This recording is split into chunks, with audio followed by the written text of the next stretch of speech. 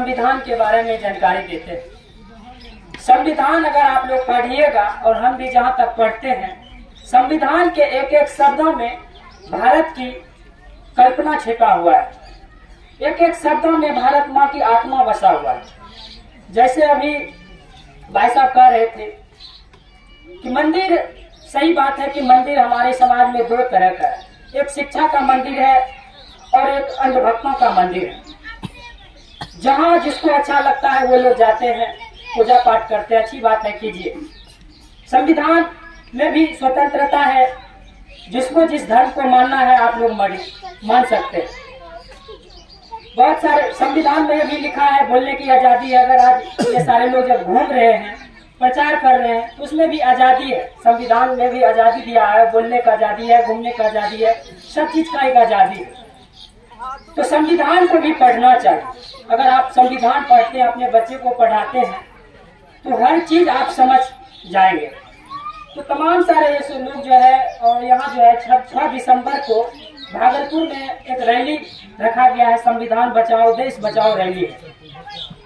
संविधान दिवस जो है 15 नवंबर को मनाया जाता है, लेकिन कुछ प्रॉब्लम था जो कि 6 दिसंबर को ये सारे लोग ने डिसाइड किया है कि 6 दिसंबर को हम लोग संविधान दिवस मनाएंगे। और 125वीं यही बाबा साहब अम्बेडकर है, इन्हीं की 125वीं जयंती पर जो है संविधान दिवस मनाने का प्रारंभ किया गया। पहले संविधान दिवस नहीं मनाते थे, पहले कानून दिवस के रूप में हम लोग मनाते थे।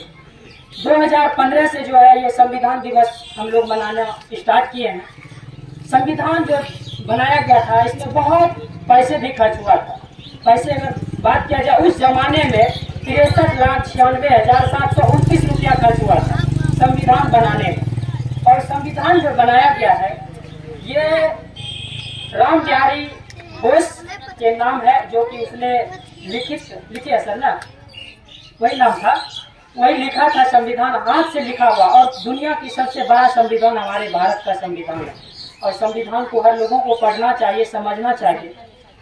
तो इसी बातों के साथ में अपनी बातों को खत्म करते हैं। आगे की बताया है, आपके गांव में आए हैं, हमारे तमाम साथियों ने बताया है कि संविधान बचाओ, लोकतंत्र बचाओ, भाजपा भगाओ, देश बचाओ।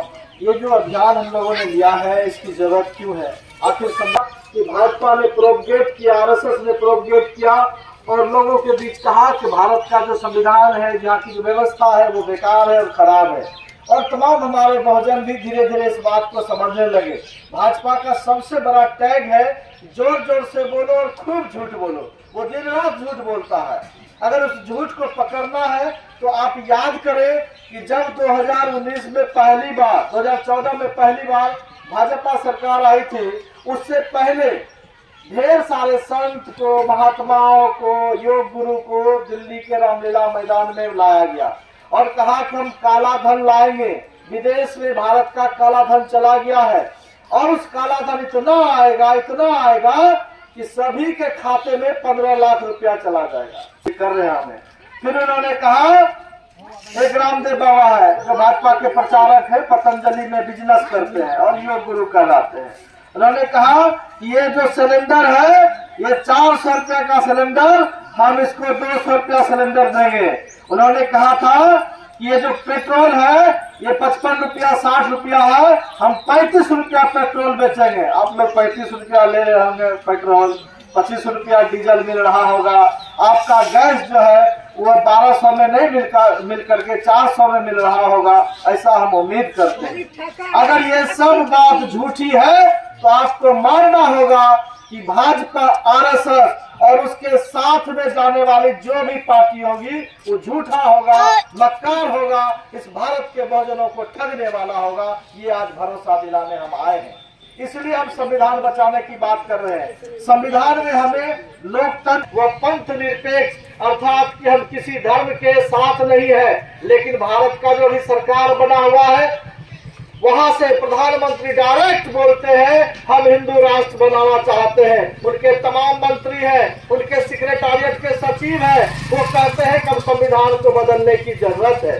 ये भारत सरकार के लोग कह रहे हैं, तब हम लोग सड़क पर उतर करके आए हैं। ये संविधान अगर हट जाएगा, जिस संविधान के तहत अभी हमारे साथियों ने कहा कि कोर्ट कचहरी, मुकदमा, मुखिया, तमाम विधायक भी आपके गांव में आता है तो आप उसको दम के साथ उसके विरोध में भी चले जाते हैं।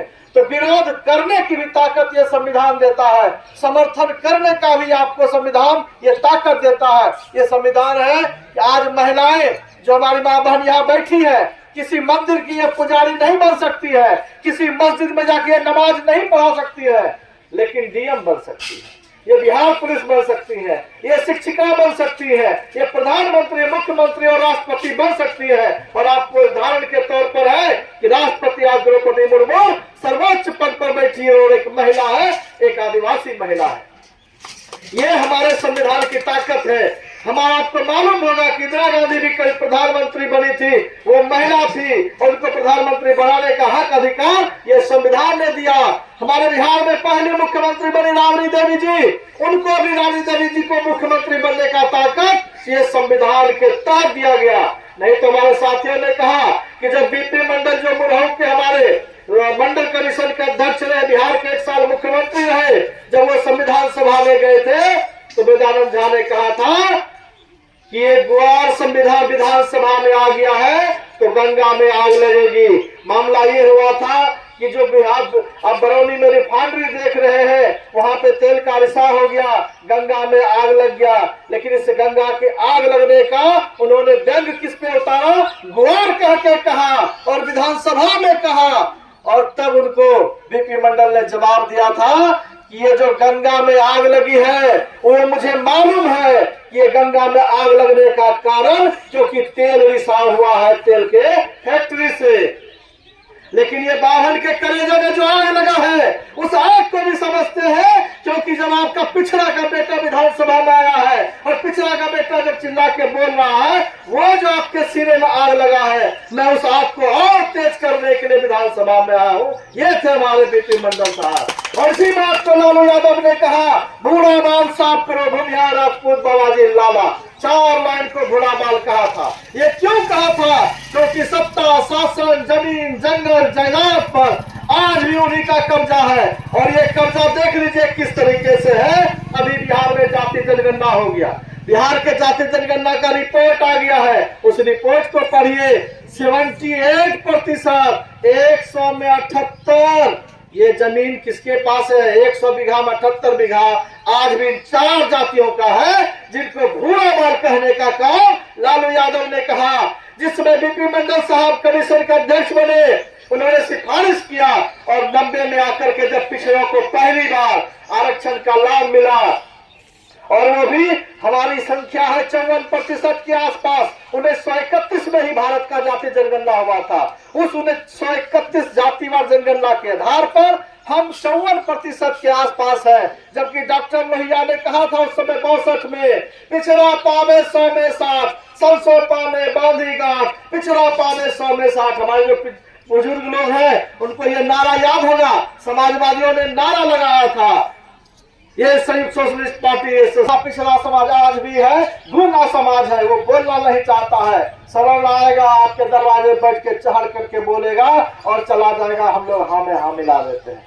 आज जरूरत है बोलने का, जब तक हम बोलेंगे नहीं हमारा अधिकार मिलेगा नहीं। लालू यादव भी माइक से बोलते थे, मंच से बोलते थे, उनकी आवाज आप तक पहुंची तो आप लोगों ने कहा कि लालू यादव ने ताकत दिया। तो बोल के ताकत दिया कि लाठी चला के ताकत दिया? बोल के ताकत दिया, सत्ता पे जाके ताकत दिया। आज आप सत्ता से बेदखल हो रहे हैं। पूरे सेक्रेटारिएट जहां से प्रधानमंत्री का कार्यालय चलता है, उस सेक्रेटारिएट में, उस सचिवालय में केवल 7% यानी 100 में केवल 7 लोग हैं, दलित, पिछड़ा, अति पिछड़ा, आदिवासी सब मिला करके। तो 93 लोग कौन है भैया? ये 93% कौन है? जो टाई के भीतर जनेऊ पहनता है वही लोग है। ये जानने की जरूरत है। अगर ये बात हम नहीं समझेंगे, हम लोगों को क्या सिखाया जाता है? अरे देश में तो सब गुआरे, कुर्मी, अकबरी सब यही सब तो राज करता है, चमारे तो सब तो राज करता है। आप देख लीजिए क्या वो है, वो रामविलास पासवान मर गए, 4 घर उनका चलता है। नीतीश कुमार जी है, उनका 4 घर चलता होगा, लालू जी का 4 घर। और जब ब्राह्मणों का लिस्ट उठाते हैं तो इस देश में 75 वर्षों में पूरा का पूरा लिस्ट उन्हीं के पास है। ये अधिकार अगर हम केवल नेताओं के भरोसे छोड़ देंगे, ये नहीं लालू जी, तेजस्वी जी हम लोगों का उद्धार कर देंगे, ये नीतीश जी उद्धार कर देंगे, तो अकेले लड़ाई नहीं होगा, क्योंकि उनको पकड़ने के लिए ईडी भी भेजा जाएगा, सीबीआई सीआईडी भी भेजा जाएगा। लेकिन अगर इस देश के तमाम जनता बहुजन खड़ा हो जाएंगे तो ईडी सीबीआई पुलिस कम पड़ जाएगी और उसको सत्ता शासन से हम बेदखल कर सकते हैं। ये आंदोलन चलाने के लिए हम लोगों ने एजेंडा लिया है। हमारा एजेंडा है एकजुटता का, हमारा एजेंडा है कि अपनी जो हमें दावेदारी है वो दावेदारी बुलंद होकर के हमें पेश करना है। और ये लड़ाई कहाँ होगा? तो ये लड़ाई सड़क पर होगा। डॉक्टर लोहिया ने कहा था अगर सड़कें सुनी हो गई तो ये संसद आवारा हो जाएगा। आज देश में सत्ता शासन में बैठे लोग आवारा हो गए हैं, झूठ बोलते हैं, इस देश की जनता के साथ मक्कारी करते हैं। ऐसे लोगों को गद्दी से बेदखल करना है। पिछले 4 दिनों से गांव-गांव जाकर इस गाड़ी के माध्यम से, बाइक के माध्यम से, नुक्कड़ सभा के माध्यम से, पर्चा पोस्टर के माध्यम से, सोशल मीडिया के माध्यम से लोगों को अपील कर रहे हैं कि 6 दिसंबर जो बाबा साहब अम्बेडकर निर्वाण दिवस है उस दिन भागलपुर स्टेशन चौक पर आइए और वहां से हम तिलका मांझी चौक जो हमारे नायक हैं, हम उनके वंशज हैं, वो हमारे पूर्वज हैं, उन्होंने अपनी खून की कुर्बानी दी है। भागलपुर के पहले जब अंग्रेज आए थे डीएम क्लीवलैंड, उनकी हत्या करने वाले वो है, क्योंकि यहाँ अन्याय वो बर्दाश्त नहीं कर रहे थे। तो हमारे खून में हमारे खुला हुआ है और जब अन्याय इस मुल्क के शासन सत्ता लोग कर रहे हैं तो हम घर में बैठ नहीं सकते हैं। इस लड़ाई को लेकर के हमको सड़क पर उतरना है और भारत के पहले शहीद बाबा तिलका मांझी चौक पर आकर के हम लोग प्रण लेंगे कि जब तक भाजपा को गद्दी से उतारेंगे नहीं तब तक चैन से बैठेंगे नहीं। टेम्पो भेजेंगे, ट्रैक्टर भेजेंगे, आप आएंगे। हमको मालूम है कि हम तमाम जनता गरीब बहुजन है, तो हम लोगों को थोड़ा अपने साधन से, ट्रैक्टर से, हमदलिया से, टेम्पू से, मोटरसाइकिल से, जो भी साधन मिल सके उस दिन 10 बजे तक भागलपुर घुस जाना स्टेशन के पास और फिर वहां से हम लोग पैदल चलेंगे। आप लोग नीला झंडा ले लीजिए, तिरंगा झंडा ले लीजिए, क्योंकि ये पूरा कार्यक्रम हम लोग पार्टी के हैसियत से नहीं बल्कि एक जनता के हैसियत से चला रहे हैं। और जनता जब तक खड़ी नहीं होगी तो पार्टी भी ताकतवर कोई नहीं हो सकता है। अंतिम ताकत बाबा साहब अम्बेडकर ने कहा कि ये जो संविधान हम आपको बना के, हम भाजपा को भगाने की बात कर रहे हैं, हमें इस बात को खूब अच्छे से समझना होगा। हम जिस गाँव में है, ये गाँव यादव बहुल है, यादवों की बस्ती है। मैं समझाना चाहूंगा कि जब सत्ता पक्ष में जब लालू यादव आता है तो जंगल राज आ जाता है। कितना को पता है? जैसे लालू सत्ता में आता है जंगल राज आ जाता है, लालू का राज आता है तो जंगल राज खत्म होकर सुशासन आ जाता है। इस जंगल राज का जो है पूरी तरह से मजाक उड़ाया जा रहा है, जंगल राज है, जंगल राज है। उस घटना में कोई भी सोलकन समाज का लोग नहीं है। दूसरा मैं तंज कहना चाहूंगा, वजह कि आप जिस समाज से आते हैं मैं भी उसी समाज से, सब दिन लड़े, हमारे बड़े पापा हमारे सामने खड़े बैठे हुए हैं, हमारा बहुत पुराना रिश्ता है इस गांव से। बीते दिन संविधान बचाने की बात आती है, लोकतंत्र बचाने की बात आती है, अपने समाज के हक की बात आती है, कोई घर से नहीं निकलता है। हमारी समस्या जब हम पे व्यक्तिगत समस्या होता है तब हम थाना भर जाते हैं। किसके सहारे? किसी संविधान के सहारे हमें रक्षा मिलेगा। अगर कोई आफत आती है हम थाना में जाते हैं। जो भी साथी यहाँ पढ़ रहे थाना में जो धारा लगता है वो किसी धर्म ग्रंथ के अनुसार, संविधान के हिसाब से लगता है, धर्म ग्रंथों के हिसाब से, संविधान के हिसाब से। जब तक संविधान नहीं बचेगा हमारी आपकी सुरक्षा हो पाएगी। हमें इस बात को समझना होगा, खास करके SC ST OBC समाज को, लोगों को। मन भर मार खाता था, दिन माँ बाप मारा मन भर, वो भाग गया हरिद्वार, अभी खूब अच्छा बाबा बन गया है।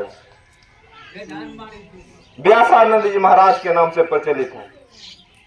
आंख बंद के दुनिया में देख लेता, आंख बंद करके अपना जीवन यापन करता है, लेकिन उन्हीं के साथ भागने वाला आज करोड़ों की संपत्ति का मालिक है। सर बीते दिन 8 या 9 तारीख को इसी गांव में शायद आने वाला है, वो खूब अच्छा प्रवचन करेगा। फिर इस गांव से यादवों को, जो पैसा वाला यादव है खास करके, उनके प्रतिष्ठा पूर्ण, हमें अपने समाज के पढ़े लिखों को मान सम्मान देना होगा।